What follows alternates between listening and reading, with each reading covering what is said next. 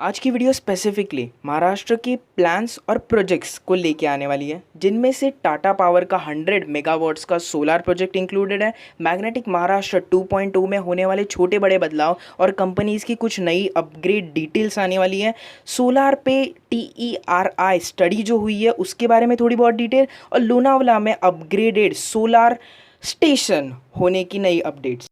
Magnetic Maharashtra हमारी list का सबसे बड़ा प्रोजेक्ट है, क्योंकि इसमें 20 कंपनीज पब्लिक प्राइवेट पार्टनरशिप में काम कर रही हैं। यहाँ पे 6 सबसे बड़े सिटीज़ को हम डिवाइड करके वहाँ पे अपग्रेड और इंफ्रास्ट्रक्चरल डेवलपमेंट किया जाएगा इन बाकी कंपनीज़ के द्वारा। ये companies majorly out of India है, जिनमें US, चाइना, सिंगापुर और साउथ कोरिया की कंपनीज़ हैं। यहाँ पे 12 MOUs को साइन किया गया है, मेमोरेंडम ऑफ अंडरस्टैंडिंग, और ये प्रोजेक्ट की एकूण कॉस्ट 16,000 करोड़ की है। इस प्रोजेक्ट में mainly automobile, logistic, IT, bank, food processing और मोबाइल मैन्युफैक्चरिंग और प्रोडक्शन जैसी चीज़ों का इंक्लूजर है। जहाँ पे चाइना ने की गई बड़ी गलती की वजह से आज चाइना ने 1/3 मतलब 6,000 करोड़, 16,000 में से 6,000 करोड़ लॉस कर दिया। और महाराष्ट्र गवर्नमेंट में ये भी कहा है कि चाइना की इस गलती की वजह से बाकी कंपनीज़ पे किसी भी तरह का असर नहीं पड़ेगा, ये प्रोजेक्ट आगे बढ़ता रहेगा। सेकेंड बड़ा प्रोजेक्ट है मुंबई अर्बन प्रोजेक्ट फेज़ 3, जहाँ पे MOU साइन किया गया है MMRDA, सिडको और रेलवे विकास ने, जहाँ पे इस प्रोजेक्ट की लागत आ रही है 11,000 करोड़ की।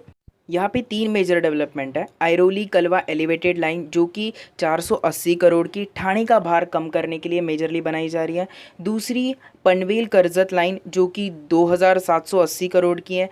तीसरी लाइन है विरार ढाणू लिंक जो कि 3,578 करोड़ की है।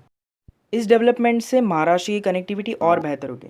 टाटा पावर का 100 मेगावाट का सोलर प्रोजेक्ट जो अभी ऑनलाइन हुआ है, उसे मैंने इस वजह से इस लिस्ट में लिया है क्योंकि टाटा पावर को 3500 मेगावाट्स के प्रोजेक्ट हैंडओवर किए गए थे। 2600 मेगावाट्स के कंप्लीट हो चुके हैं, 920 मेगावाट्स के अंडर कंस्ट्रक्शन है। इसका मतलब 75% काम कंप्लीट हो चुका है।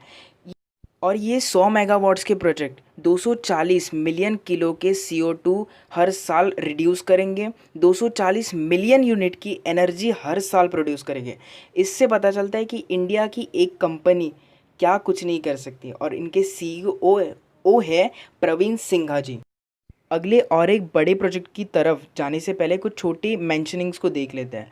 मुंबई गोवा एक्सप्रेसवे जो कि 500 किलोमीटर का एक्सप्रेसवे है, उसका काम कोविड के बाद और भी डबल स्पीड से हो रहा है। 500 किलोमीटर के ये एक्सप्रेसवे 11 घंटों का सफ़र सिर्फ 4 घंटों में लाकर खड़े कर देगा।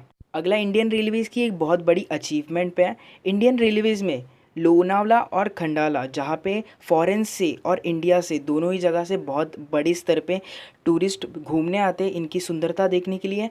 यहाँ के स्टेशन को पूरी तरह से सोलर पावर किया गया है, तो इसका मतलब हम समझ सकते हैं कि रेलवेज़ अगर चाहे तो क्या कुछ नहीं कर सकती। ये स्टेशन अब पूरी तरह से सोलर पावर, क्लीन एनर्जी के सोर्स पर चलेंगे।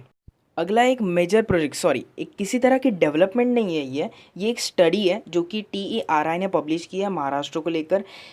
इन्होंने ये कहा है कि 60,000 मेगावाट्स के प्रोजेक्ट महाराष्ट्र में, अकेले महाराष्ट्र में बन सकते हैं। पूरे देश में हम 40,000 मेगावाट्स तक भी अभी तक नहीं पहुंचे हैं।